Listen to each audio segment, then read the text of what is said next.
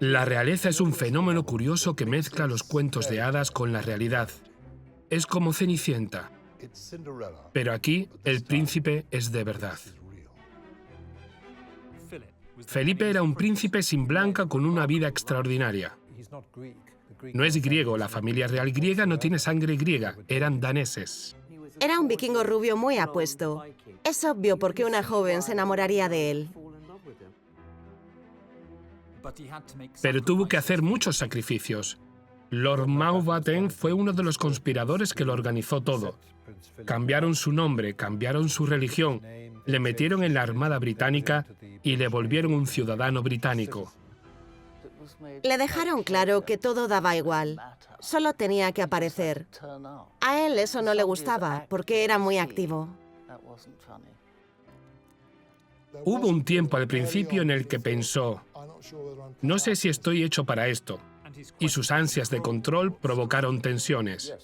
El príncipe Felipe puede tener un poco de mal genio, te puede gritar, le encanta discutir, y si la discusión se pone intensa, mucho mejor. Felipe moldeó su vida a través de la disciplina. Era dinámico, era inteligente, era creativo. Era un hombre al que le gustaba avanzar en todo, un hombre de acción. Todo lo que hacía era por pura fuerza de voluntad. Dejó de fumar la mañana en la que se casó. Se fumó el último cigarro, lo apagó y no volvió a probar uno. Era encantador, se salía siempre con la suya. Pero su legado fue su mayor desafío. Era el hombre de la casa, el cabeza de familia. Se hacía lo que él decía. Carlos no se había convertido en quien él quería y eso solía irritarlo. La generación del príncipe Felipe no se quejaba de su infancia, sino que seguía con su vida. Estas son las cartas que te han tocado. Juégalas. El príncipe Felipe, el hombre detrás del trono. Su marido Felipe, duque de Edimburgo, fue de los primeros en jurar lealtad a la reina. Yo, Felipe, me convierto en su vasallo y devoto servidor, y le juro lealtad y verdad. Levantándose, besó la mejilla de la reina y tocó su corona como símbolo de su voluntad para ayudar a cargar con la responsabilidad. Hay que recordar que el duque de Edimburgo era más de la realeza que cualquier persona, incluso más que la reina. La reina y el duque de Edimburgo eran tataranietos de la reina Victoria. La reina descendía de la aristocracia por una parte y de la realeza por otra. El duque de Edimburgo descendía de la realeza por ambas partes. Reyes, reinas, emperadores, zares, estaba emparentado con ellos. La princesa Alicia de Battenberg, madre de Felipe, nació en presencia de su bisabuela, la reina Victoria, en el castillo de Windsor en 1885. Fue la primera bisnieta en nacer. Descendía de la princesa Alicia de Hesse, que había muerto. La reina Victoria había adoptado a su madre, Victoria de Battenberg.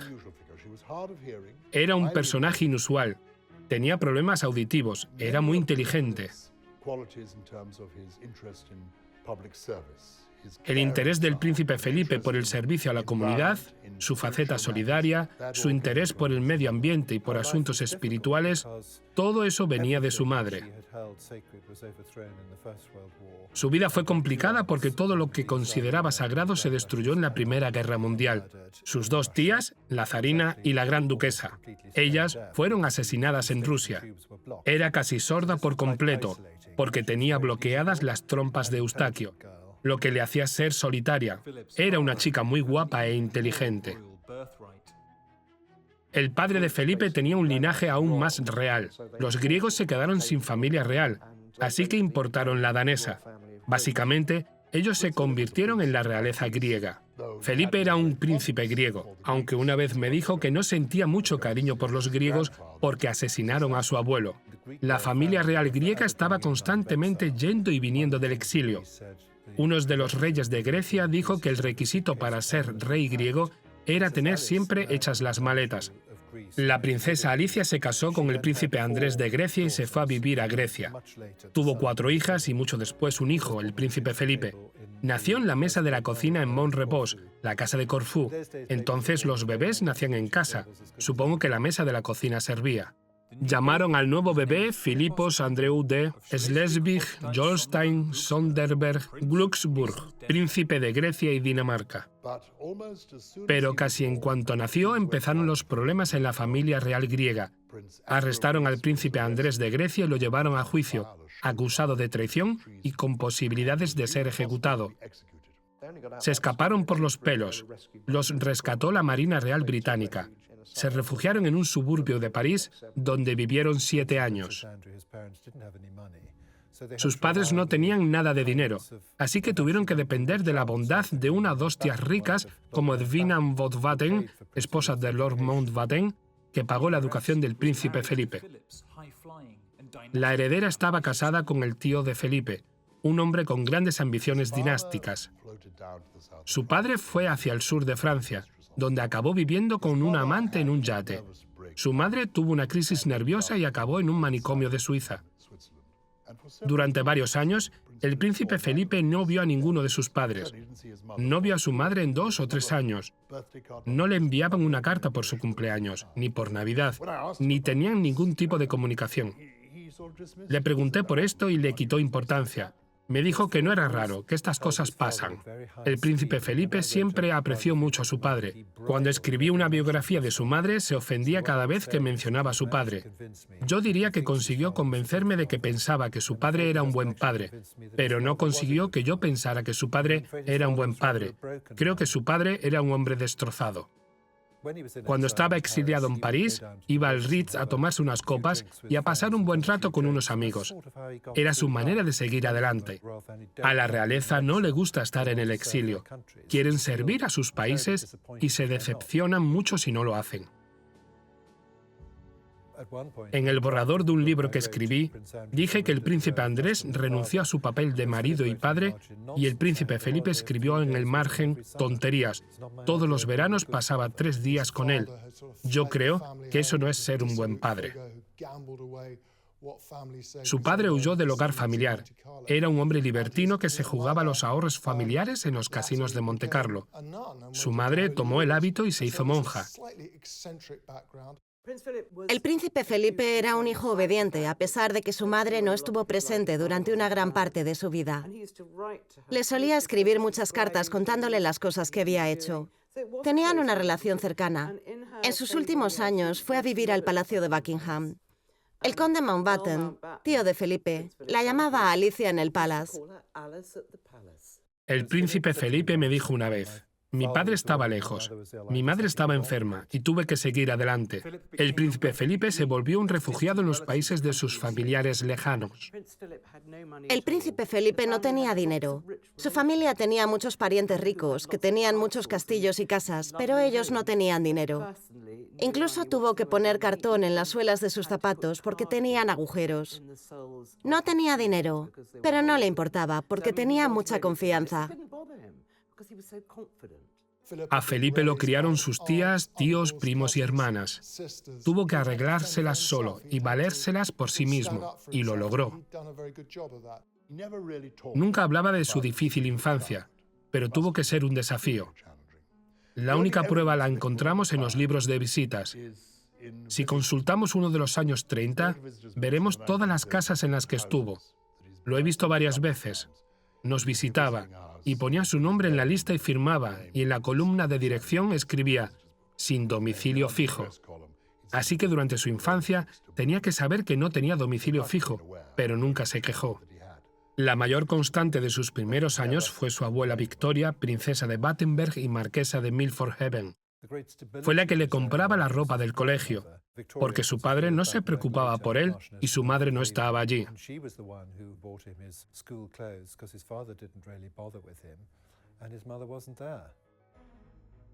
La educación le dio una estructura a la vida del joven príncipe. Al principio, el príncipe Felipe iba al colegio en Baden, en Alemania, donde vivía una de sus hermanas. Tenía un director brillante, Kurt Young, que se dio cuenta rápidamente de lo que estaba pasando en Alemania con el ascenso de los nazis. Así que se trasladó a Escocia e instaló allí el colegio Gordonstoun. Gordonstown es un internado escocés con un programa que se centra en el deporte, la iniciativa y la autodisciplina. Él respondió muy bien a este tipo de vida, que los convertía en ciudadanos ejemplares y responsables. Siempre sobresalía en los colegios a los que iba. Se le daba muy bien el deporte, algo muy importante para los chicos británicos. Gordonstown no es un colegio ideal para todo el mundo y no fue el colegio ideal para su hijo, el príncipe de Gales, pero fue el colegio adecuado para el príncipe Felipe y le fue muy bien allí.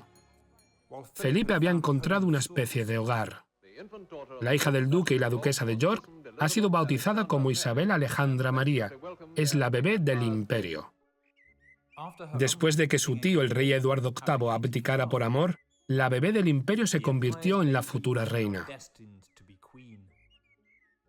La reina vivió una infancia británica idílica, absolutamente perfecta. Padres cariñosos que se querían, un padre que la adoraba, abuelos que la adoraban, una estrecha unidad familiar. Ella y su hermana, la princesa Margarita, se criaron en Londres. Hacían actividades campestres. Era una familia pequeña, perfecta y unida, rodeada de amor. Su vida estaba establecida. Era inevitable que un día se convirtiera en reina. Ella simplemente siguió su destino.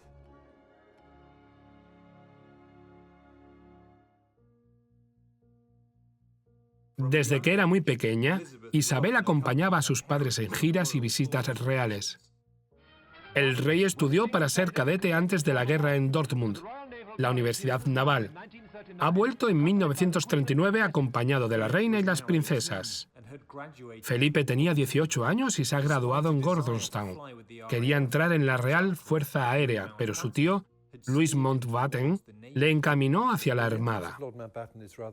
La influencia de Lord Mountbatten es interesante. Después de estudiar muchos documentos, estoy seguro de que Lord Mountbatten no se interesó por él hasta que vio la posibilidad de que se casara con la princesa Isabel. Mountbatten hizo que su sobrino cadete participara en la comitiva real de Dartmouth. Felipe era el encargado de custodiar a las princesas mientras el rey ejercía su deber, y fue amor a primera vista. Ella tenía 13 años. Ahí estaba él, algo presumido y muy atractivo. Los noticieros mostraron a Felipe en uniforme, unos pasos por detrás de la familia real. Fue la primera vez que los grabaron juntos. El príncipe Felipe era divertido, ingenioso, muy atractivo y bastante creído. Era un hombre muy interesante, encantador y muy amable. Es fácil ver por qué una joven se enamoraría de él.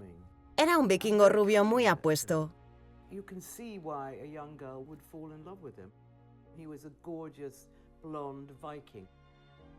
Cuando se fueron, Felipe remó su bote siguiendo a la barcaza real, diciendo adiós con la mano. Fue bastante atrevido.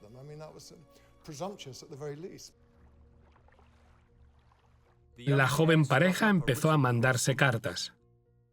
Podríamos pensar que no serían la pareja ideal, porque la princesa Isabel se crió con mucha sobreprotección y el príncipe Felipe de manera más bohemia. La realeza dudaba de si Felipe era el adecuado. No estaban en contra de Felipe, estaban en contra de que no fuera de la realeza británica. Tenía sangre real, pero no dinero, y su situación familiar era complicada.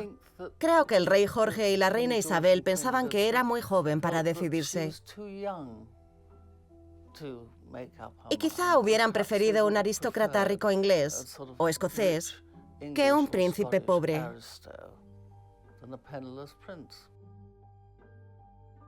El príncipe Felipe metió la pata en cuanto llegó a Balmoral a conocer a los padres de la princesa Isabel, el rey Jorge VI y la reina Isabel.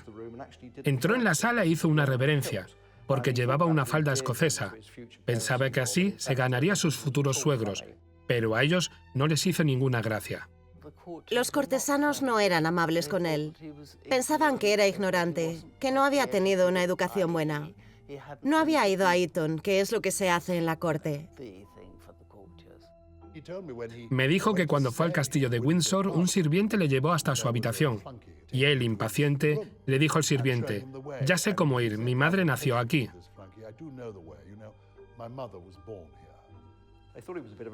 Pensaron que era un diamante en bruto, y claro, era un extranjero. Sus hermanas eran muy germánicas, se habían casado con alemanes, y 2 de ellos eran nazis. Era difícil. Y la reina madre siempre le llamaba el Uno. Cuando lo veía, decía: «Aquí viene el Uno». No creo que a él le hiciera gracia.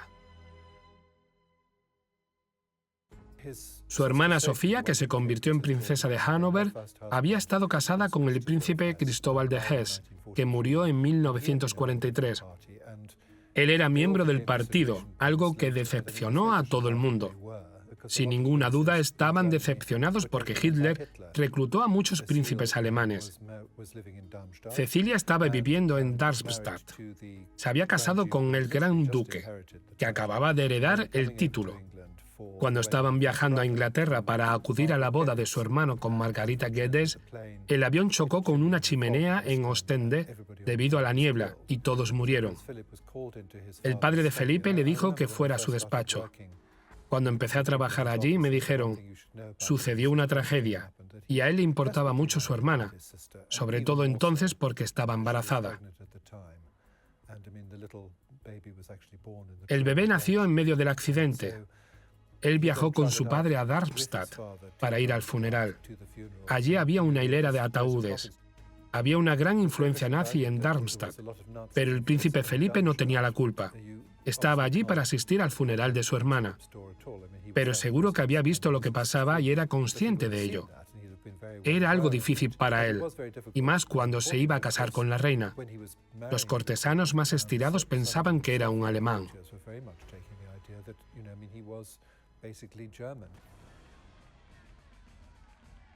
Tener vínculos alemanes era un gran inconveniente.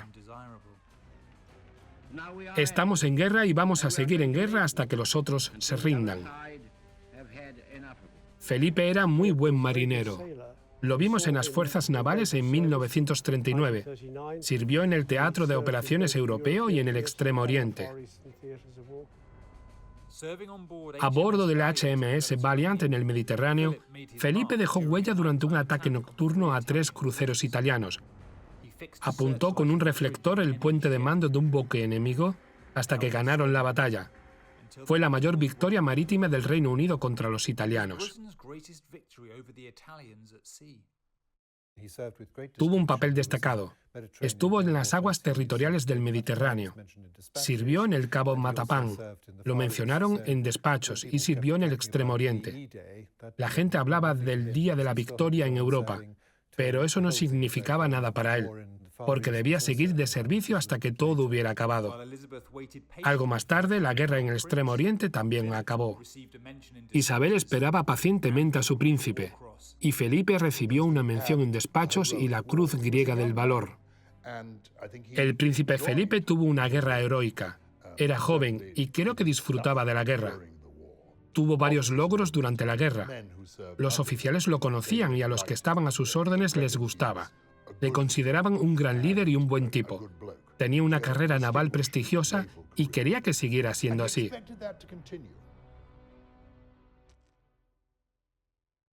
La heroicidad de Felipe no había pasado desapercibida en su país. Ni sus padres ni ella querían que viviera demasiado refugiada. Se estaba convirtiendo en una mujer. Su autosuficiencia era evidente. Durante la guerra, la princesa Isabel tenía una fotografía de él en la repisa de la chimenea. Su cuidadora le dijo: «Deberías quitar eso porque si no, la gente va a hablar». Así que Isabel se fue y volvió con otra foto de Felipe con barba. Dijo: «Así nadie lo va a reconocer». La victoria hizo que Isabel, que ya había cumplido los 20, se reencontrara con Felipe. Después de años hospedando a su sobrino, Lord Mountbatten aceleró su plan para el héroe de guerra anglicanizado. A su tío le gustaba mucho y organizó todo. Le cambiaron su apellido de Schleswig, Holstein, Sonderburg, Glücksburg a Mountbatten. Le cambiaron la religión de la Iglesia Ortodoxa de Grecia a la Iglesia Anglicana y lo convirtieron en ciudadano británico. Lord Mountbatten impulsó el matrimonio todo lo que pudo. Se volvió más cercano a Felipe.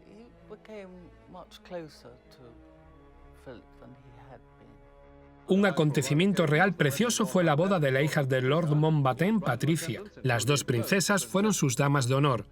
En la puerta de la iglesia, el príncipe Felipe de Grecia, teniente Mountbatten, les echó una mano con los abrigos. Felipe era un principito medio alemán, lo que hacía que mucha gente sintiera indignación y descontento. Eso también afectó a la familia real y les preocupaba la unión. Hacía apenas una generación que habían tenido que reforzar la monarquía y el trono, debido a la caída del zar en Rusia, y no querían enfadar a los antialemanes debido al marido elegido por Isabel. Lord Mountbatten se sintió amenazado por el futuro duque de Grafton, Lord Euston, que entonces era granadero de la Guardia y amigo de la reina. Siempre se ha dicho que Lord Mountbatten le consiguió un doble ascenso y lo mandó a la India para ser ayudante de campo de Lord Warbell, lo que le quitó de en medio. Cargaron la pistola y dejaron que él apretara el gatillo. No podían obligarlo a hacerlo. Al principio, el rey se negaba a que la pareja se casara. Sin embargo, la princesa amenazó con abdicar si no conseguía a su príncipe. Muchas mujeres se derretían por él, porque era un joven muy atractivo y un apuesto oficial naval. Había un malestar entre los miembros más importantes de la familia, pero consiguieron superarlo, porque Felipe era un hombre encantador, competente y entregado a Isabel, lo más importante para el rey Jorge. Era una familia muy sólida, y eso significaba romperla. El rey adoraba a su hija y probablemente no quería que las cosas cambiaran. Creo que muchas familias se preocupan cuando su hija se casa con el primer hombre del que se ha enamorado. El rey Carlos se los llevó a todos a Sudáfrica para ver si la unión funcionaría, y así hacer que todos tuvieran que esperar más. Después, se dio cuenta de que iban a seguir adelante y así ocurrió. Después de un año, hicieron público el anuncio de su compromiso. Me alegra mucho tener a mi futuro marido a mi lado. La gente estaba entusiasmada. Estaban en los austeros años de guerra. Londres era una ciudad sucia, gris y bombardeada. De repente, una espléndida pareja se iba a casar. Todos se identificaban con la felicidad de su romance. La reina madre quería que la reina se casara con un granadero de la Guardia. Había muchos en Windsor durante la guerra, y dijo, ¿no se enfadarán los granaderos? En realidad estaban tan enfadados que no dejaron que el príncipe Felipe fuera coronel del regimiento en 1952, algo no muy amable. Dejó de fumar la mañana de su boda. Se fumó su último cigarro, lo apagó y nunca volvió a probarlos. Eso es típico de él. Todo lo que hace es por fuerza de voluntad, como fumarse un cigarro y decir, ya está, no vuelvo a fumar.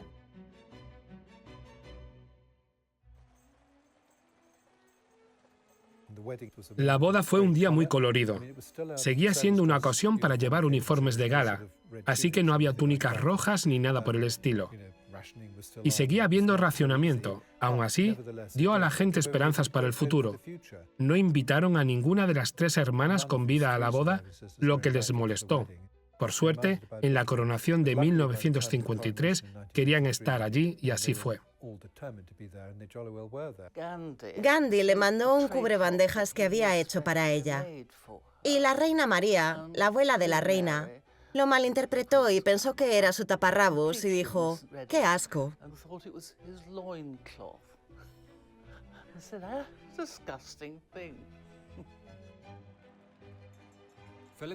Felipe e Isabel recibieron títulos nuevos, el duque y la duquesa de Edimburgo.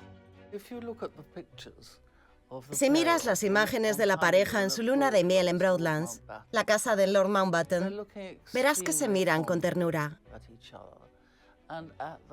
El príncipe Felipe escribió cosas muy elegantes sobre ella.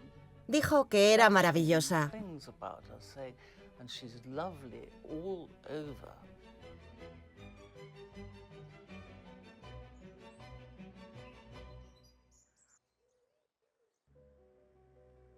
La Clarence House en Londres se convirtió en la residencia real. El matrimonio le dio una gran estabilidad al príncipe Felipe, a pesar de que él dijera que le iba bien. Para empezar, le dio una casa. Le dio un sitio donde podía estar con sus amigos. A pesar de las dificultades, Felipe asumió su nuevo papel. En medio del torbellino de responsabilidades navales, actividades diplomáticas y obras benéficas, la pareja tuvo 2 hijos, Carlos en 1948 y Ana en 1950. Tuvo que dejar de hacer muchas cosas que quería hacer hasta que la reina subió al trono. Después, pudo hacer mucho más. Durante los primeros años de su matrimonio, Felipe estaba en la Armada, así que no era exactamente un amo de casa, pero se ocupaba de los niños. Obviamente tenían niñeras, pero la reina estaba ocupada con los asuntos de Estado. Tenía 26 años y 2 niños pequeños. El príncipe Felipe tomaba las decisiones que afectaban a los niños. Era como un matrimonio tradicional, donde el hombre toma las decisiones, porque así habían criado a la reina y era obvio que iba a ser así. A él le encantaba criar a sus hijos. Tirar al príncipe Carlos a la piscina en el Palacio de Buckingham. Fueron unos años muy felices para ellos. El príncipe Felipe iba mucho a Malta, donde la armada estaba en pleno apogeo. El gran puerto estaba lleno de barcos. Había partidos de polo y bailes en el Hotel Finicia. La reina siempre decía que Malta era el único sitio que había sido su hogar, aparte de Inglaterra. Podía conducir su coche, podía ir de compras, podía ir al cine, ver cómo el príncipe Felipe jugaba al polo. Era un lugar en el que podían relajarse y ser una familia joven normal. Pero esa vida no duró mucho. Mientras Felipe e Isabel estaban de visita en Kenia, el rey murió. Desde Sandringham, la reina madre habló con su hija por teléfono. Allí estaba el cuerpo del querido rey, cuya repentina muerte nos lo había arrebatado.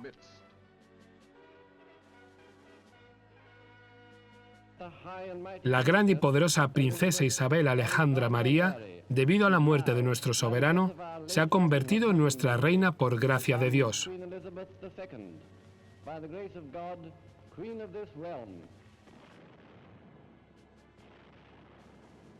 Isabel se convirtió en la reina.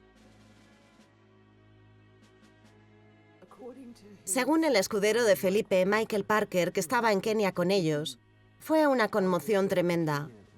Felipe se quedó blanco y se puso un periódico en la cara, mientras trataba de asimilar la magnitud de lo que pasaba. Ni él ni la princesa pensaban que el rey fuera a morir. Esperaban tener 10 años más de esa libertad de su vida de casados, antes de que la princesa tuviera que tomar las riendas de la monarquía. Estaban conmocionados por tener que decir adiós a su vida. Él pensaba que seguirían siendo solo un oficial naval y su mujer hasta 1960. Fue demasiado optimista. Su vida cambió radicalmente. Tuvo que renunciar a su carrera, lo que supuso un gran golpe para él. Tuvo que adaptarse al papel de ser la pareja de una soberana y compañero de la reina. Era un territorio desconocido para él.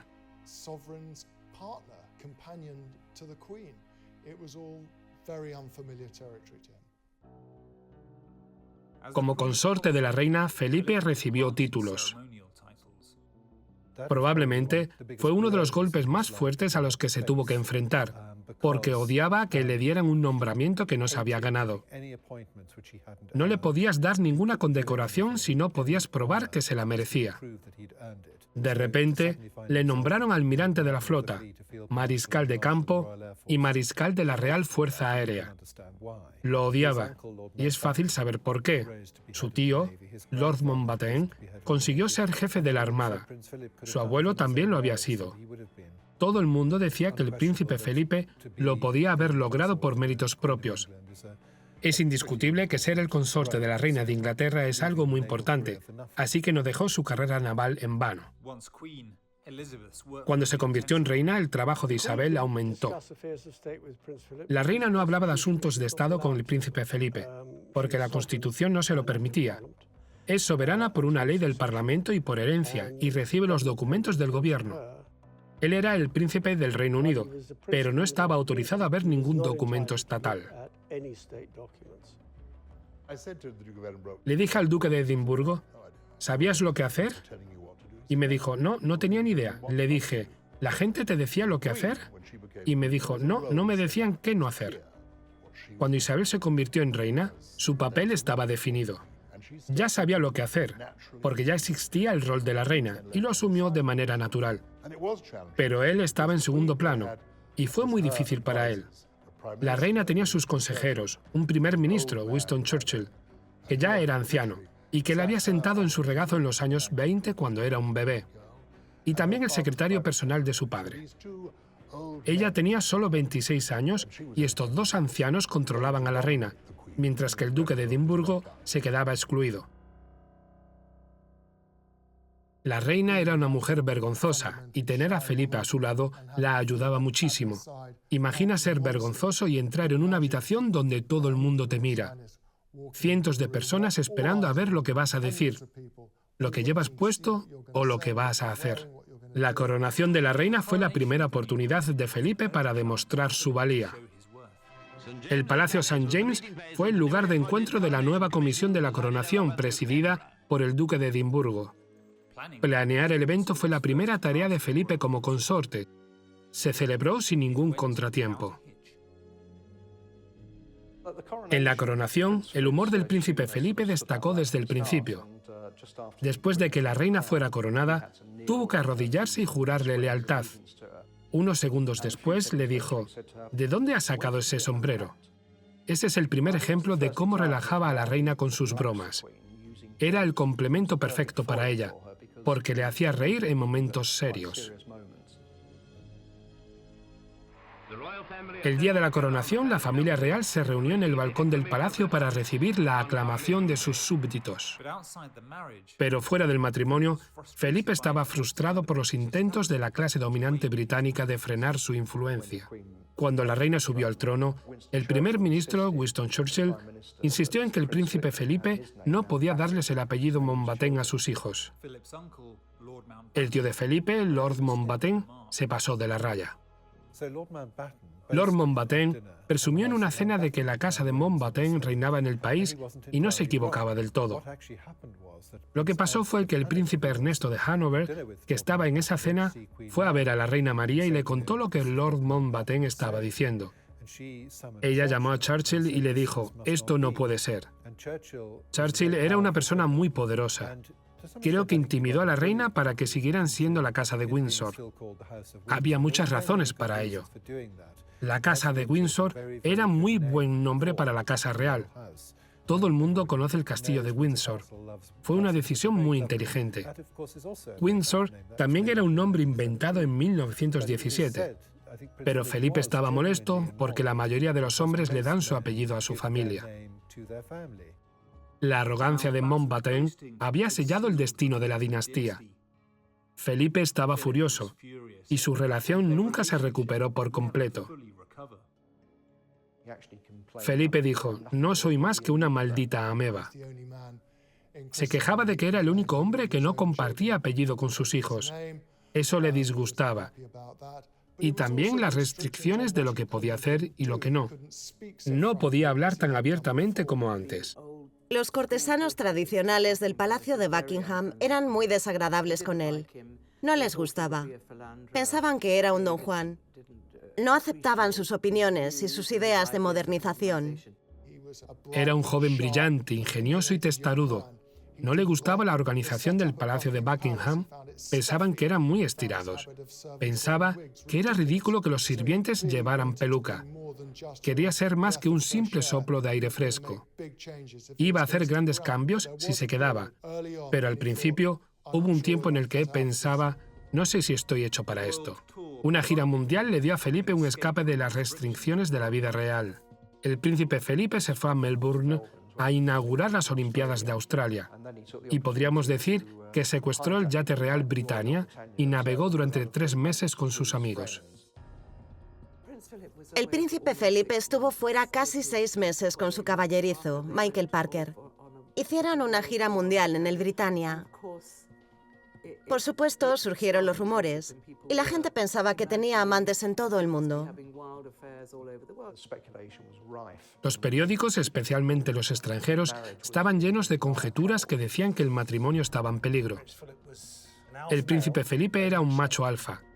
Le describiría como un hombre de hombres, porque se podía mezclar con los hombres y ser un hombre de hombres. Pero también podía ser un hombre de mujeres. Podía conseguir que las mujeres sonrieran y se convirtieran en gelatina.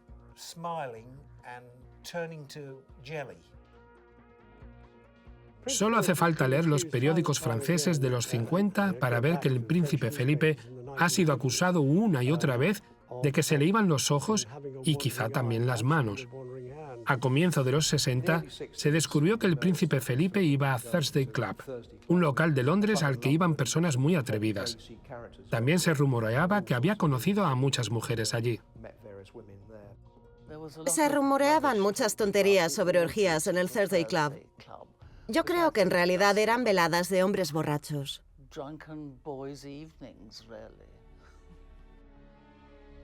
Se han escrito historias sobre una legión de mujeres con las que al parecer estuvo Felipe.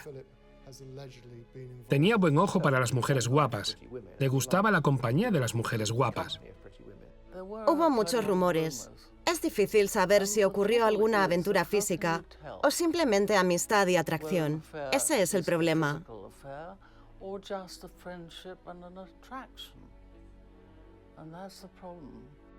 El príncipe Felipe tenía una manera de enfrentarse a las acusaciones de romances. Decía, ¿cómo podría hacerlo si siempre me acompaña un detective y estoy rodeado de gente? Nunca hubo ninguna prueba firme de que tuviera aventuras. Felipe era de esas personas que miran el escaparate, pero no compran. En una isla remota en medio del Pacífico, con un séquito de mujeres de la isla que le cantaban, Su Alteza Real fue llevado en un trono de las islas del Pacífico. A mitad de la gira del Britannia, llegó una crisis cuando la mujer del capitán Michael Parker, caballerizo del rey, le pidió el divorcio, alegando adulterio. Surgieron rumores, especialmente extranjeros, no por primera vez en los últimos 100 años. La prensa estadounidense lanzó los rumores, como hicieron con el romance del rey Eduardo VIII con Wallis Simpson. La prensa estadounidense creó muchas historias que sugerían que Felipe no estaba haciendo nada bueno fuera del país.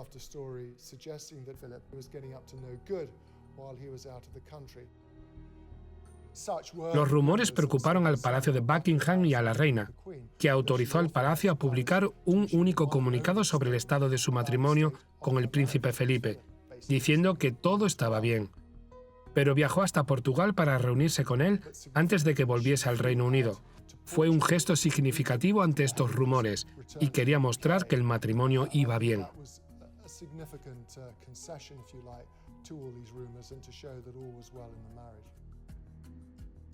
La reina, asumiendo que se había dejado barba cuando estaba fuera, se presentó con una barba falsa para saludarlo, pero él se había afeitado antes de llegar, así que la broma fracasó.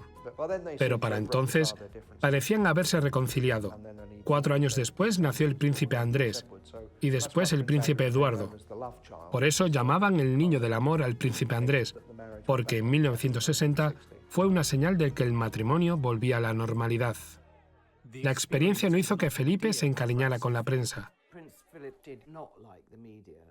Al príncipe Felipe no le gustaban los medios y no quería hablar con ellos. Por eso siempre pensamos que era un gruñón. Normalmente me llevo muy bien con la prensa, pero a veces hacen cosas que no me gustan mucho.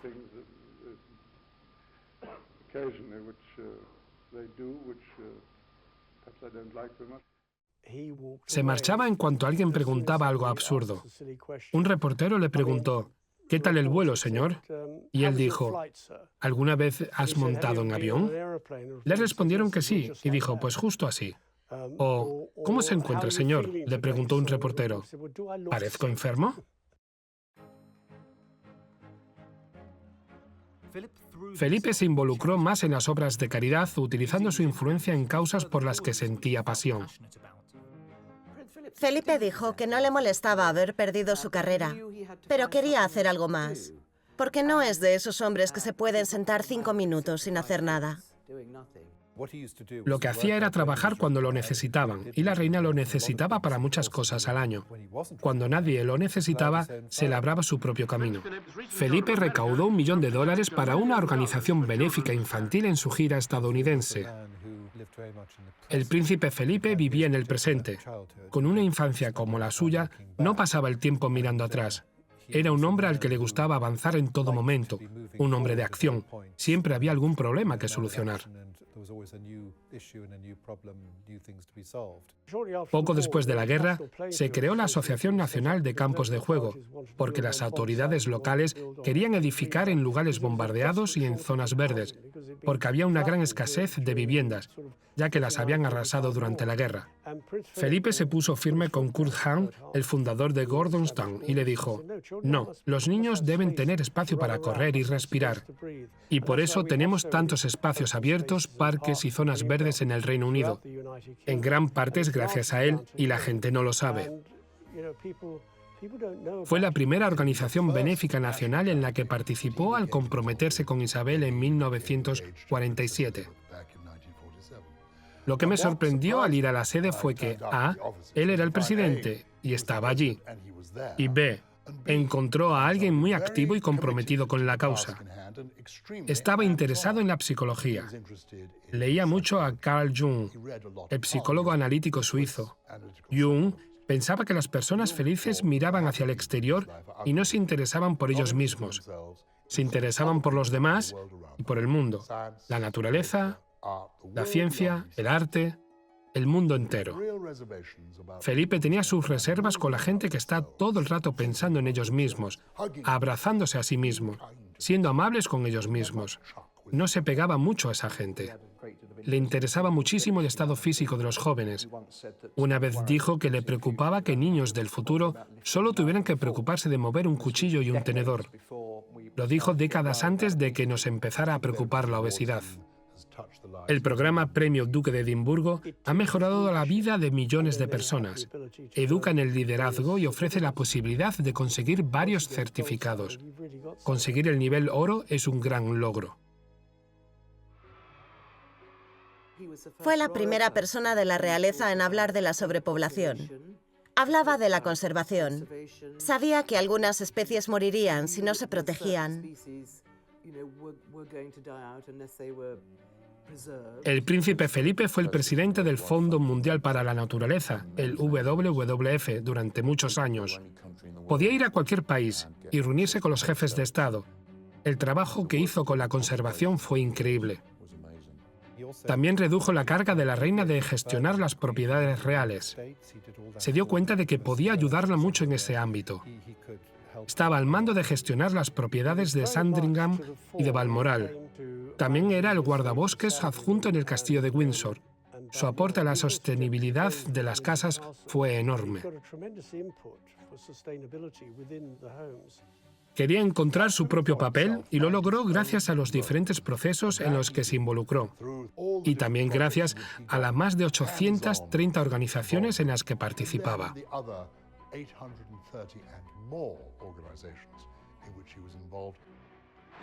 Esa noche se recaudaron 10.000 libras para el programa de premios del Duque. Todos lo pasaron bien. Cambió la vida de muchas personas.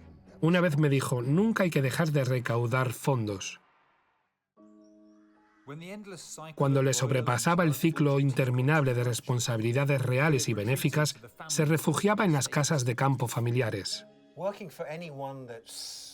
Si trabajas para alguien poderoso o rico y famoso como la familia real, sabes que tienen dos vidas, la del trabajo y la del disfrute. Tuve mucha suerte porque fui parte de su vida del disfrute. Empecé desde abajo y subí hasta convertirme en el cochero privado de Su Majestad el Duque de Edimburgo.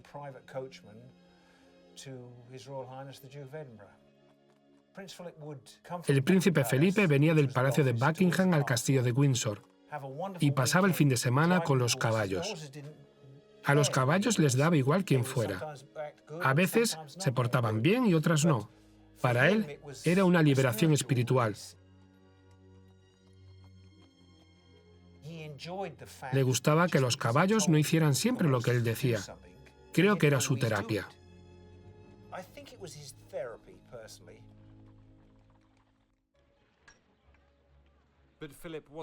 Pero a Felipe no le bastaba con un trote suave. 3, 2, 1, ¡ya!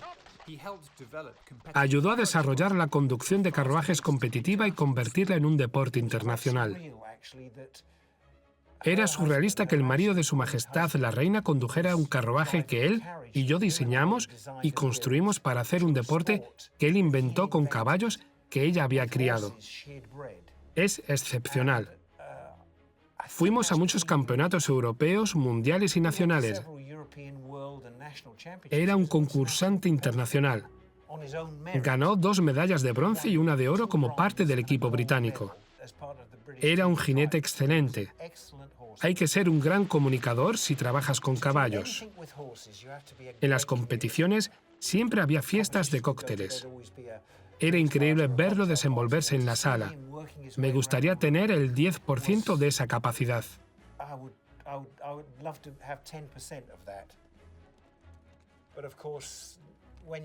Por supuesto, en plena competición, a veces el príncipe Felipe hablaba a sus caballos como un marinero cuando estaban sorteando obstáculos y no iban donde él quería.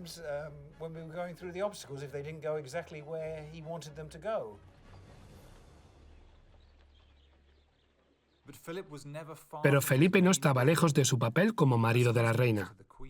En 1977, Isabel había estado en el trono 25 años y estaba en el centro de atención allá donde fuese. Nadie puede ser normal con la reina. Hay un foso invisible a su alrededor.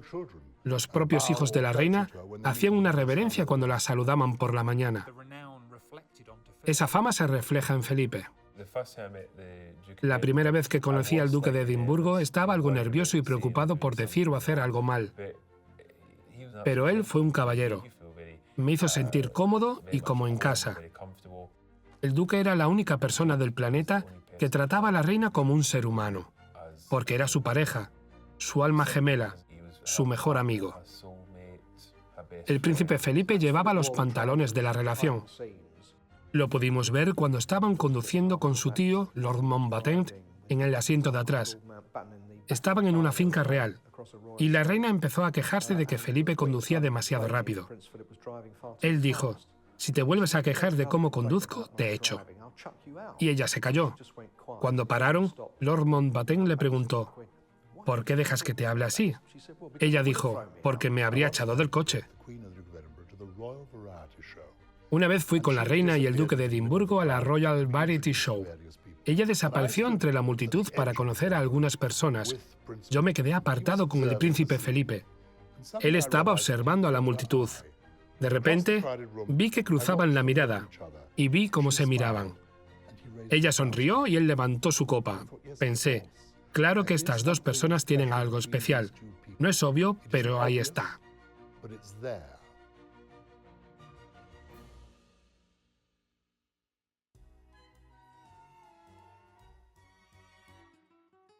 Felipe desempeñó bien su papel de representante de Su Majestad. Le encantaba representar ese papel. Siempre se vestía de forma impecable. Era consciente de lo que llevaba puesto. Cuando iba a un evento, siempre llevaba la corbata adecuada. Siempre llevaba un pañuelo en el bolsillo, exactamente como lo llevaba su padre. Venía de una época en la que los hombres se vestían muy bien. Nunca saldría sin camisa, corbata y chaqueta. Eran los días del Hollywood clásico. Nunca se les consideró estrellas, pero asistían a muchos eventos, y él llevaba una corbata blanca o negra y un traje. Siempre estaba impecable. El estilo de Felipe tuvo tanto impacto que consiguió un estatus espiritual.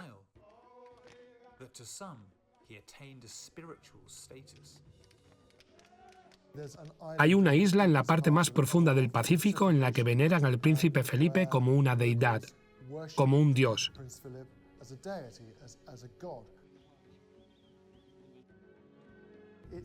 Es el único lugar de la tierra donde es superior a su mujer, porque en el resto del mundo ella es la soberana, es la reina, y él es el hombre que va 2 pasos por detrás. En esa isla es un ser divino al que veneran.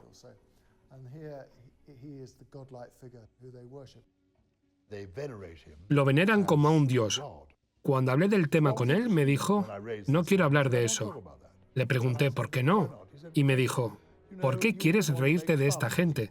Para ti es algo gracioso ver una imagen de los indígenas con una imagen mía en sus botes. ¿Por qué no podemos respetar las tradiciones de la gente? Incluso le mandaron una coteca y él les mandó una carta. Cuando se preguntó al palacio si el príncipe Felipe iba a llevarla, los cortesanos respondieron, no vamos a comprometer a su Alteza Real.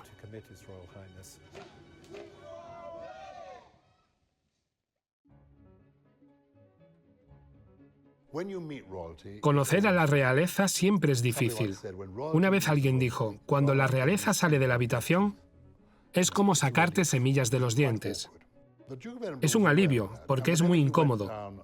El duque de Edimburgo lo sabía, y cuando iba a conocer gente, se esforzaba por hacer que al menos alguien se riera, y normalmente lo conseguía. Van a presenciar la mayor revelación de la historia. Siempre me lo pasé bien con la reina y el príncipe. Intentaba tomarme un día para seguir al príncipe Felipe. Era muy divertido verlo de cerca y observar cómo interactuaba con la gente. Un ejemplo fue cuando fueron al Centro Nacional de Ciberseguridad, que vigilaba posibles ataques nucleares o redes de espías. Felipe le dijo a uno de los que estaban con los ordenadores, ¿hablas ruso o chino? Y el chico dijo, no. Y Felipe respondió, espero que no ataquen mientras estés al mando. Estaba en Ghana y dijo, ¿cuántos ministros hay en el Parlamento? Y le contestaron, 200 más o menos. Él dijo, así está bien. En el nuestro hay 650 y la mayoría son unos inútiles. En 1963 se celebró la ceremonia de independencia de Kenia. El Imperio Británico devolvió el poder a muchos países. Llegó la medianoche, la banda comenzó a tocar, quitaron la bandera británica y cuando estaban a punto de alzar la bandera keniana, se giró hacia Jomo Kenyatta, el líder keniano, y le dijo, ¿estás seguro de que quieres seguir adelante? Pero no siempre entendían sus bromas. A veces se metía en problemas, porque no era políticamente correcto. Decía lo que se le ocurría. Se relajaba con la gente e intentaba alargar las conversaciones. Hacía algún comentario extraño que a veces se desviaban.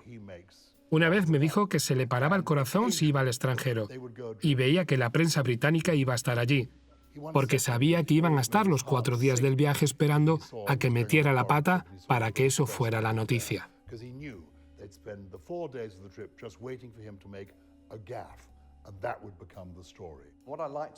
Me gustaba que cuando metía la pata nunca pedía disculpas. Si le veías al día siguiente, actuaba como si nada hubiera pasado. Si estás hablando con alguien y ponen delante una grabadora unida a esos largos dispositivos con los que puedes enterarte de una conversación a 20 metros, te pones nervioso. Decía que los medios no lo entendíamos, que él solo intentaba romper el hielo. Le gustaba provocar a la gente y hacerles reír. A veces era ofensivo, había que reconocerlo. Recuerdo pensar, diga lo que diga, no va en serio. Era su forma de ser. Lo maravilloso del duque de Edimburgo es que no hay ningún mito. La gente no me pregunta si algo es verdad, porque es una persona transparente. Así es él. Se dice que le dijo a un chico con una cosa de estas por dónde podía metérsela. Me alegro de que lo apartara de mí.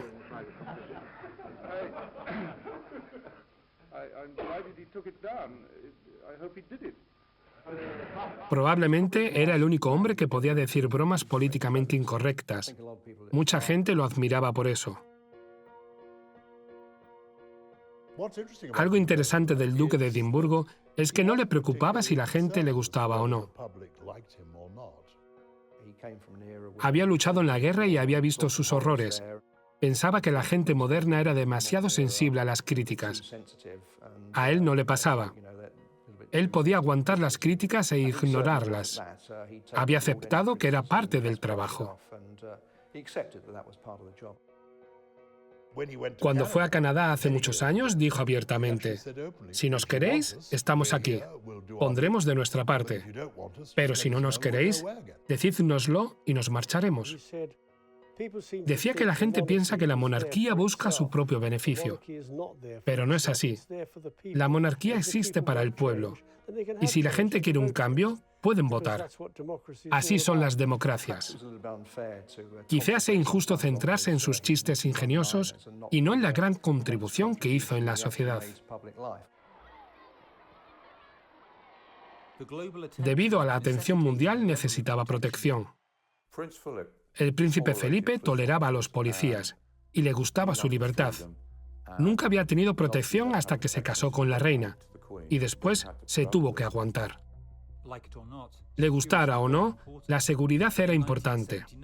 En 1979, Lord Mountbatten, que era el mentor del príncipe Carlos, fue asesinado por una bomba de Lira. Cuando estábamos en Sandringham o Balmoral, si quería estar solo, nos íbamos. Al fin y al cabo, si el príncipe Felipe se montaba en el coche y se iban sin un agente de protección, no podíamos hacer nada. A Felipe no le preocupaba mucho la seguridad. Era un hombre fuerte y sano. Había que charlar con él de cosas interesantes, como la conducción de carruajes. Yo solía decirle: ¿puedo ir con usted? Me gusta la conducción de carruajes. No voy como guardaespaldas. Y entonces te dejaba acompañarlo. Y en otras ocasiones le tenía que decir: señor, necesita que le acompañe un policía hoy. Felipe tenía que adaptarse a menudo a los problemas de seguridad. Los fines de semana me decía: tenemos un invitado este fin de semana. Un día me dijo: vamos a llevar a la señora Reagan en el carruaje. El presidente Ronald Reagan y la primera dama, Nancy Reagan, fueron al Reino Unido a una visita oficial. La seguridad era estricta. El príncipe Felipe salió a dar un paseo. Dijo: maldita mujer. Le pregunté: ¿qué pasa, señor? Dijo: tenemos que tener a agentes del servicio secreto conduciendo el carruaje. Los hombres de seguridad llevaban un traje de 2 tallas más pequeño y no tenían cuello, sino la cabeza puesta directamente sobre los hombros. Nosotros estábamos en el carruaje. La reina y el presidente montaban unos caballos de Canadá. El carruaje pasó entre unos conos de plástico que estaban colocados a 15 centímetros del carruaje. Y pasamos entre los conos. La primera dama dijo: ¿qué es eso? Y Felipe contestó: se lo muestro. Y empezamos a trotar alrededor de los conos. Me giré y vi a la reina y al presidente y pensé: con toda esta seguridad íbamos a matar a la mujer del presidente por unos conos. De manera constitucional, el príncipe Felipe no tenía ningún papel oficial, pero la reina podía decidir si consultaba los asuntos con él. En los asuntos familiares, acataba lo que decía, como cualquier mujer de su generación. Felipe era la cabeza de familia. Ese era su papel. La reina dejó claro cuando empezaron a tener hijos que ese papel no cambiaría. El primogénito Carlos sería rey algún día. Felipe tenía una relación muy cercana con su hija, la princesa Ana, y con el príncipe Eduardo. Nunca estuvo muy unido al príncipe Carlos, porque no era el hombre que él esperaba, y eso le irritaba. Una vez le pregunté al duque de Edimburgo por su relación con Carlos. Le dije: creo que los dos son muy parecidos. Andan igual, hablan igual, comparten muchos intereses como la juventud, la naturaleza, el medio ambiente. Me frenó y me dijo: no. Sí, somos muy parecidos, eso es obvio, pero hay una diferencia fundamental, y es que Carlos es un romántico y yo soy un pragmático. Es cierto que el príncipe Felipe era un pragmático. Le gustaba solucionar los problemas y hacer cosas. Era una persona práctica, no un romántico. No son para nada la misma persona. Creo que el príncipe Felipe esperaba mucho del príncipe Carlos. Cuando al príncipe Carlos se le ocurría un nuevo proyecto, como una iniciativa ecológica o alguna idea para la arquitectura o la agricultura, su padre siempre lo cuestionaba. Siempre intentaba ponerlo contra las cuerdas y sacarle información de por qué quería hacer eso. A veces estaba de acuerdo con él, pero nunca se lo diría directamente. Siempre intentaba que la gente explicara todo para asegurarse de que sabían por qué lo hacían. Hubo un tiempo en el que los medios no paraban de hablar del príncipe de Gales y su relación con sus padres, y de que no se llevaba bien con ellos. Es lo mismo que cualquier familia. A veces te llevas bien con ellos y otras no. Pero esta es una familia de perfil alto. No pueden estornudar sin que se diga que tienen gripe. No pueden toser sin que se diga que tienen bronquitis. Todo lo que hacen se mira con un microscopio y sale en las noticias.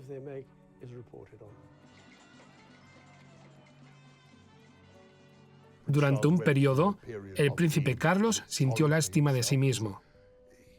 Cooperó con una biografía en la que dijo que de niño se sentía solo en su cochecito. Creo que el príncipe Felipe se decepcionaría al leerlo. Tampoco lo entendería, porque la gente de su generación no se quejaba de su infancia. Simplemente seguía adelante. Te ha tocado estas cartas, te toca jugarlas.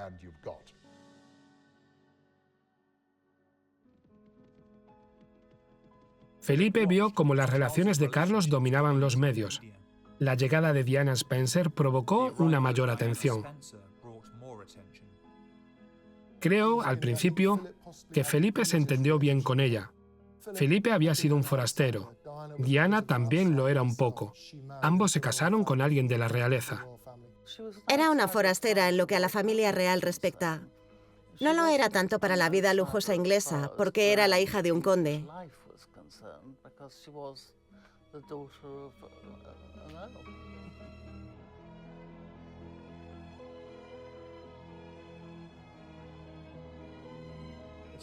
De alguna manera, Felipe fue el responsable del matrimonio de Carlos y Diana, porque presionó a Carlos para casarse con ella. Estaba claro que no era la mujer correcta para Carlos, y Felipe le dijo: «Deja la indecisión y decídete». Estoy seguro de que lo decía en broma, pero le dijo: «Si no funciona, puedes volver con Camila». Carlos y Diana se casaron y poco después se convirtieron en padres de otro futuro rey, Guillermo. El futuro de la familia real parecía asegurado. Incluso el segundo hijo de la reina y Felipe, Andrés, sentó la cabeza. Andrés era el favorito de la reina, un niño consentido y un militar de éxito. Se labró una gran carrera en la armada. Cuando Fergie llegó a su vida, estaban encantados.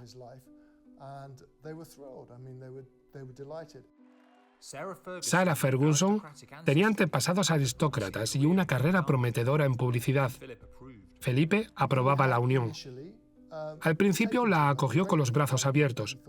Pensó que era maravillosa. Él y la reina estaban asombrados de que alguien quisiera librarlos de Andrés. Pero la relación de Andrés y Sarah se encontró con problemas y llegó a las portadas de los periódicos cuando la fotografiaron haciendo topless mientras su asesor financiero le chupaba los dedos de los pies. Cuando el fiasco de los pies salió a la luz en verano del 92, Felipe enfureció. Pensó que Sarah había avergonzado a la familia real y dejó claros sus sentimientos. No fue solo lo de los pies, fue por el colapso del matrimonio, sus gestos inapropiados, su generosidad. Gastaba mucho dinero. Siempre estaba comprando cosas, viajando en primera, haciendo cosas poco reales de manera indigna. No quería tener nada que ver con ella. Si entraba en una habitación, él se iba. Llegó hasta un punto en el que solo aceptaban a Fergie en las casas reales si Felipe no estaba presente. Su relación nunca llegó a recuperarse.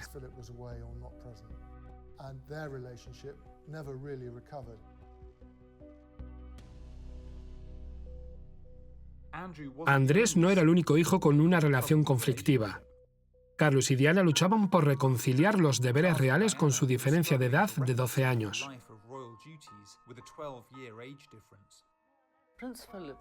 El príncipe Felipe y la princesa Diana se llevaban muy bien.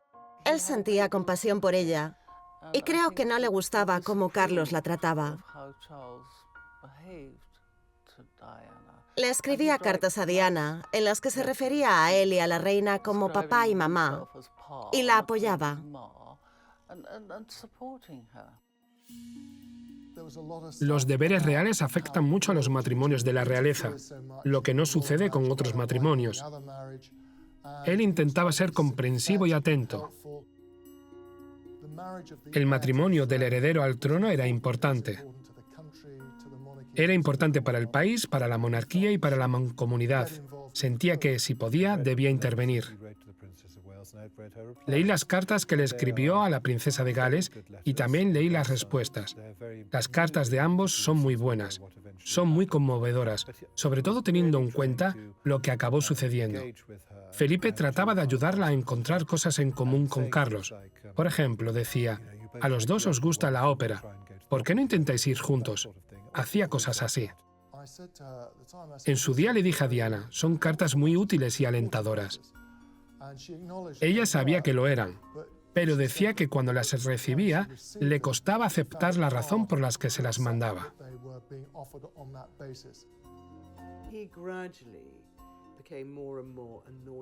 Cada vez estaba más molesto con ella.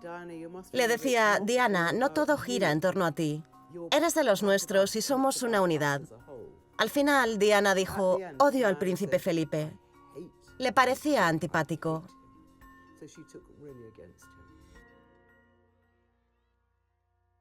Felipe no estaba acostumbrado a no salirse con la suya. Diana me dijo que Felipe gritaba a sus trabajadores y les dijo a Guillermo y Enrique que nunca hablaran así a la gente que trabajaba para ellos. Pero creo que el príncipe Felipe tenía un grupo fiel de sirvientes. Si echaba la bronca a alguno de sus empleados, después iba y les decía, ¿podéis revisar estos documentos? Y pensabas, vale, ya todo va bien. Si me equivocaba o si él pensaba que me había equivocado, le decía, bueno, hemos hecho esto por A o por B. A veces lo aceptaba, pero otras veces decía, pues podrían haberlo hecho mucho mejor. Y decías, sí, buena crítica, pero podías debatir con él. ¿Le gustaba debatir? No, prefería discutir. Y si la discusión se ponía intensa, mejor. No lo llamaría discusión, sino competición de gritos. Eran buenas discusiones, buenos debates. A pesar de los debates con Felipe y de la presión, Diana declaró la guerra. El príncipe Felipe le decía a la reina, Lilibet, tienes que solucionar lo de Diana. En ese momento estaban en el punto máximo de la guerra de los Gales, y la reina pensaba que si no hacía nada, acabaría solucionándose. Y el príncipe Felipe se lo reprochaba y le seguía diciendo, tienes que hacer algo. Cuando la reina se enfrenta a algún problema político, pide consejo y lo aplica. En su interior hay dos personas. Una piensa, ¿qué debería hacer la reina? Y la otra, ¿qué quiere hacer la reina? Felipe escribió una carta sugiriendo que vivieran por separado y continuaran con sus deberes. Sin embargo, a la pareja no le pareció la solución adecuada.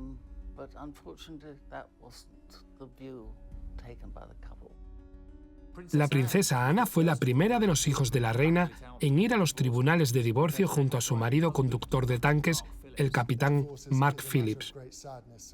Un divorcio es algo muy triste y para la familia real, que 3 matrimonios fracasaran, tuvo que ser algo sorprendente y muy inquietante. Creo que el príncipe Felipe pensaba que si no lo podían solucionar, era mejor que acabaran con el matrimonio antes de que su publicidad destructora afectara más a la monarquía.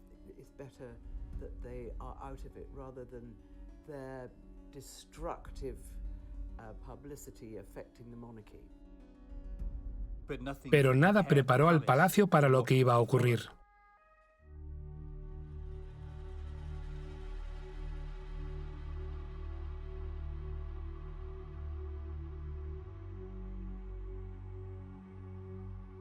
La muerte de Diana puso un foco intenso sobre la familia real. Criticaron muchísimo a la reina y al príncipe Felipe por no regresar a Londres. Los medios de comunicación provocaron las críticas, porque preguntaban, ¿piensas que la reina y el príncipe Felipe deberían estar en Londres? Y la respuesta era, claro que deberían.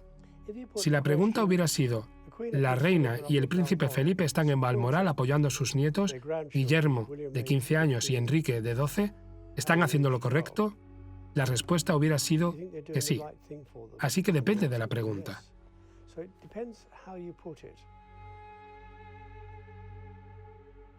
Fue un periodo muy difícil, y la monarquía sobrevivió gracias a la reina y al príncipe Felipe, que siguieron adelante con la cabeza agachada.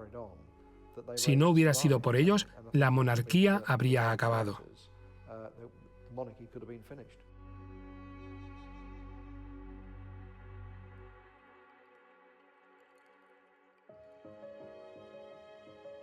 Solo algunos meses después de la muerte de Diana, Felipe e Isabel celebraron sus 50 años de casados. Creo que la lección principal que hemos aprendido es que la tolerancia es el ingrediente esencial de cualquier matrimonio feliz. Les puedo asegurar que la reina irradia tolerancia y abundancia. Después de medio siglo, el duque de Edimburgo, Felipe, desarrolló muchas aficiones que la reina toleraba. Le interesaban muchas cosas: la ciencia, la tecnología, la industria. La lista es muy larga. También las artes, los cuadros. Tenía una colección enorme de cuadros que iba comprando. Era un ornitólogo muy reconocido. El príncipe Felipe escribió más de una docena de libros. Ha escrito sobre conservación, ha escrito sobre ciencia, ha escrito sobre conducción de carruajes y sobre gestionar propiedades. Le fascinaba la religión comparada. Tenía amigos budistas, musulmanes y judíos. Fue al Vaticano a una audiencia privada con el Papa Juan Pablo II. Pero no quería contar todo eso en público. No era su estilo. Estudió religión en profundidad. Tenía una colección de 600 libros de religión. De hecho, publicó 3 libros sobre la fe y el medio ambiente. Nadie los lee. Son muy complicados de entender. Era un lector voraz. Sofía de Wessex, la mujer del príncipe Eduardo, me contó no hace mucho que estaba leyendo constantemente, incluso teniendo más de 90 años. También solía leer la revista mensual UFO. Sus intereses no se limitaban al mundo académico. Se mantenía en forma, hacía ejercicio, estiraba, iba a natación, hacía su propia versión de la dieta de Atkins. No comía demasiado, ni consumía muchos carbohidratos. Era bueno controlando esas cosas. Hacía todo con moderación. No bebía mucho, pero a veces se tomaba una ginebra con tónica. O a lo mejor bebía un poco de cerveza. Tenía mucha disciplina. Cuando era joven, corría por los jardines de la mansión Windlesham con ropa deportiva y jerseys, como hace la gente ahora.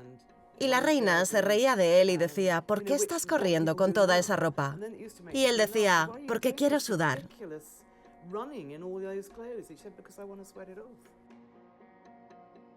Volar también era otra de sus grandes pasiones. Comenzó a hacerlo cuando tenía 20 años y lo hizo hasta que tuvo más de 60. Voló tanto durante su vida como cualquier persona de la Real Fuerza Aérea. Sentí que si aprendía a volar, entendería algunas de las exigencias y dificultades de los pilotos militares o de aerolíneas.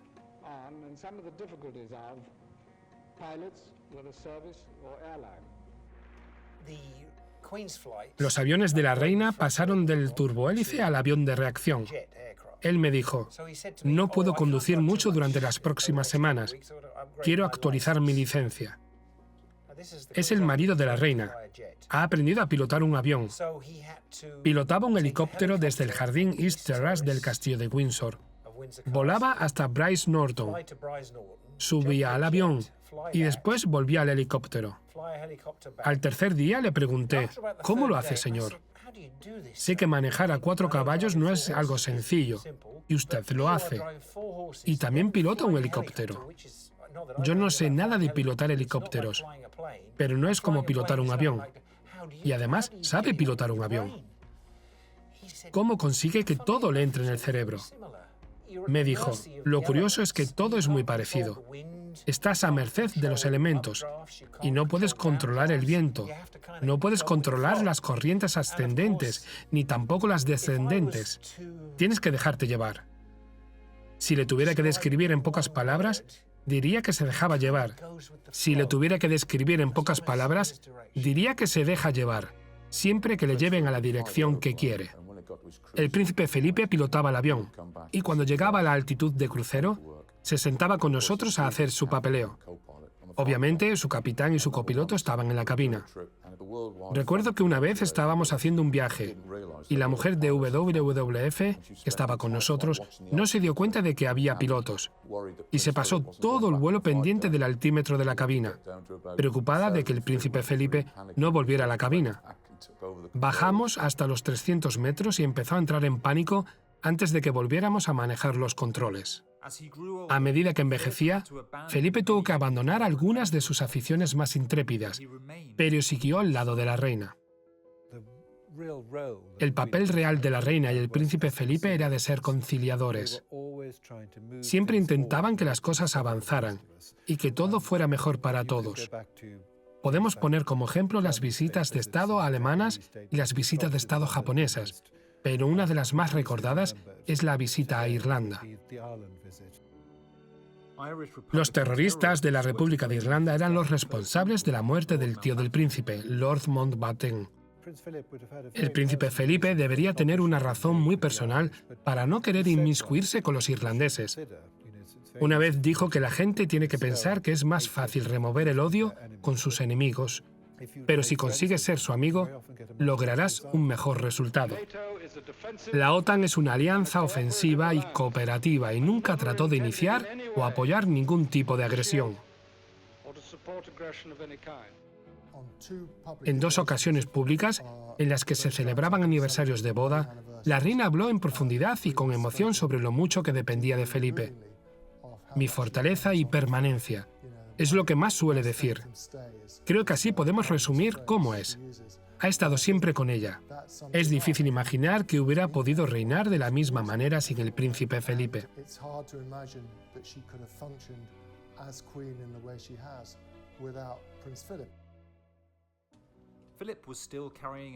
El príncipe Felipe siguió ejerciendo sus deberes reales hasta que tuvo más de 90 años. Una vez dijo en broma que él y la reina tendrían que llegar hasta los 100 años para que Carlos no llegara al trono, porque estaban preocupados por sus ideas algo estrafalarias y porque solía ser un poco volátil. Y no era una persona con aptitudes muy fuertes. Pero durante sus últimos años, su relación con Carlos mejoró. Y le gustaba cómo era el príncipe Guillermo, y que se hubiera casado con Kate. Creo que piensan que, dure lo que dure Carlos en el trono, el futuro de la monarquía a largo plazo está asegurado. Sus nietos lo adoraban, lo admiraban. Si tenían un problema, si necesitaban hablar de algo, era fácil ir a hablar con el abuelo. Llevaba en esto mucho tiempo. Se las hicieron pasar canutas, así que daba buenos consejos. Lo adoraban y respetaban todo lo que había logrado. Además, era muy bueno con los descendientes de sus hermanas. Educó de manera privada, sin que nadie lo supiera, a muchos de sus hijos y nietos. Su secretario privado, Sir Brian Macro, tuvo que ocuparse de gente extraña, que eran sobrinos nietos del príncipe Felipe, que se metían en problemas en India y decían: «Soy un sobrino nieto del duque de Edimburgo». Así que llamaban al palacio de Buckingham y Sir Brian tenía que solucionarlo.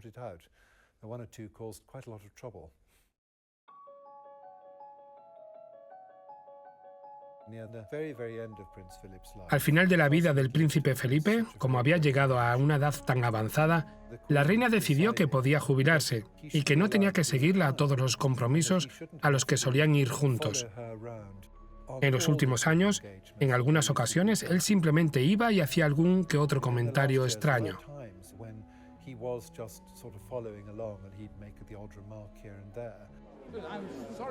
Siento que se vaya a retirar. No puedo quedarme mucho más tiempo. Quería alejarse de la rueda real, de las idas y venidas de la vida en palacio.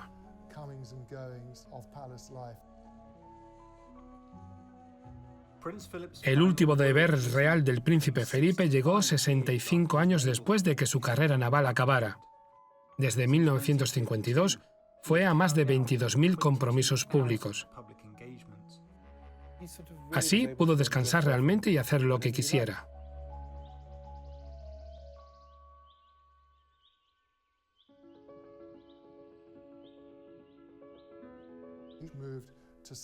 Se mudó a Sandringham. No estaba viviendo en una casa muy grande, sino en Good Farm, una modesta casa de campo de la familia real. Es una propiedad que quizá pertenezca a la reina. La reina y el duque de Edimburgo la tratan como una de sus casas privadas. Tiene un ambiente encantador, es muy acogedora. Era mucho más feliz con pocos empleados. Allí tenía un sirviente, un cocinero y 1 o 2 acompañantes.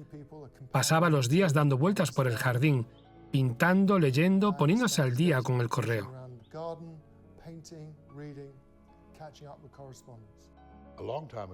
Hace mucho tiempo, Isabel, la reina madre, cumplió 100 años y le dije a Felipe, ¿le gustaría llegar a los 100? Me dijo, Dios, no puedo imaginarme nada peor. En ese momento no llegaba a los 80 años. Me dijo, ya me estoy cayendo en pedazos. Dios, no me puedo imaginar nada peor.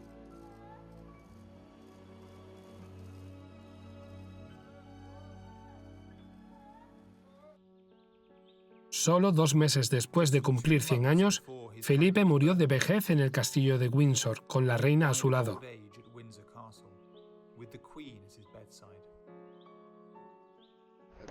Quería decir que mi padre, durante los últimos 70 años, ha servido a este país de manera notable y devota.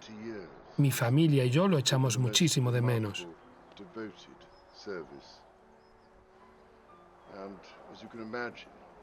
My family and I miss my father enormously.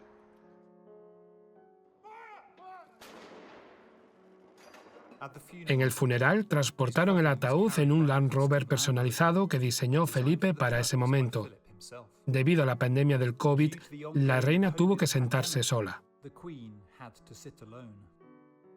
Creo que el público mirará a la reina y verá cómo le está afectando esto, porque lleva enamorada de este hombre desde que tenía 13 años. La gente se preocupará por cómo va a enfrentarse al dolor de su pérdida. Creo que le va a resultar extremadamente difícil. En los últimos años, perdió a su madre y a su hermana. Y el tercer miembro de la Trinidad era el príncipe Felipe. Eran las 3 personas más importantes de su vida.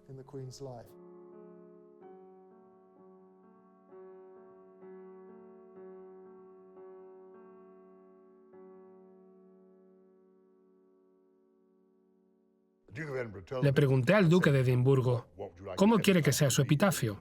Y me dijo, no sé, hice lo que pude por mantener el espectáculo a flote mientras estuve aquí. De hecho, si consideramos un éxito el largo reinado de Isabel II, el coautor del éxito fue el duque de Edimburgo.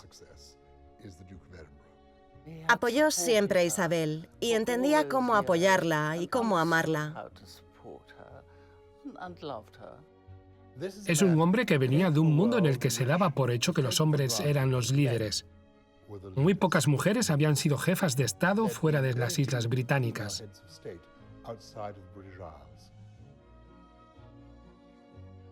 Se lo recordará por su visión valiente de la vida, su constancia, su apoyo a la reina y su apoyo al Reino Unido.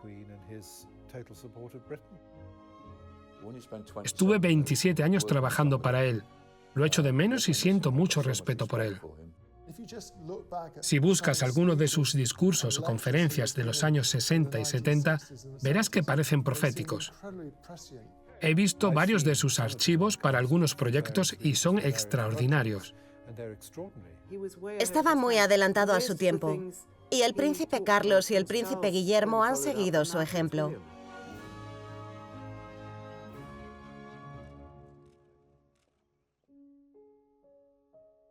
En sus inicios fue el príncipe sin blanca, y después un héroe de guerra, un consorte y un hombre de familia. Felipe forjó su propio legado.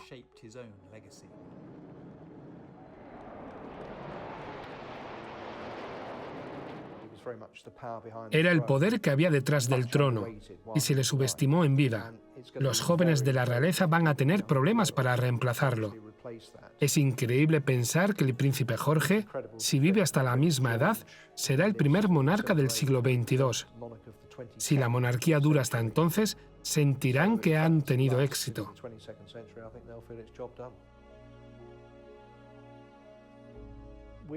Nuestra monarquía triunfa por su longevidad, su continuidad y su estabilidad.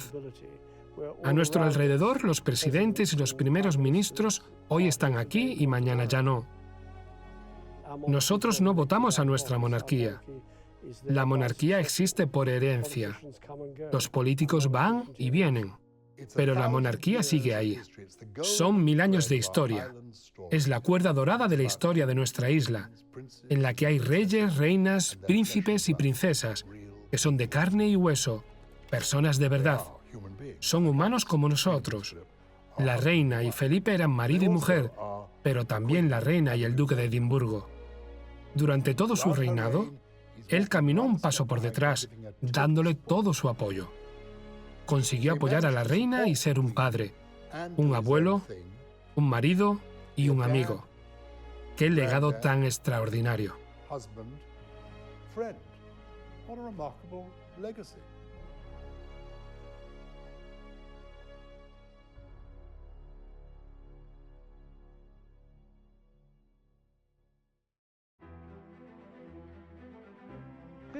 La Commonwealth se creó porque la gente hizo sacrificios y ofreció sus servicios. Ahora es nuestra. Si no nos sacrificamos por ella, no tendremos nada que ofrecerles a los que vengan después. El mundo perderá algo mucho más valioso que una gran idea.